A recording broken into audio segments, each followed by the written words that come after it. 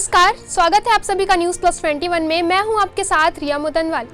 भारत के कई राज्यों में बेरोजगारी दर तेजी से बढ़ रही है। इस साल उच्च मुद्रास्फीति पर काबू पाना और लाखों लोगों के लिए रोजगार सृजित करना मोदी सरकार के लिए सबसे बड़ी चुनौती रहेगी।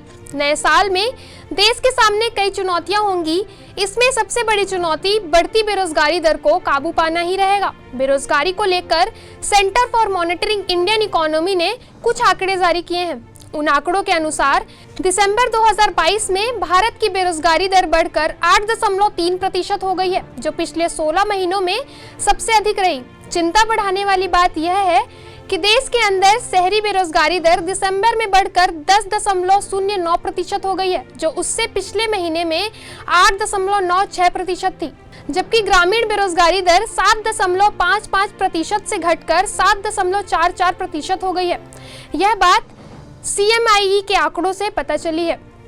ऐसी ही तमाम जानकारियों से अपडेट रहने के लिए देखते रहिए न्यूज़ प्लस 21, आपके हक की बात।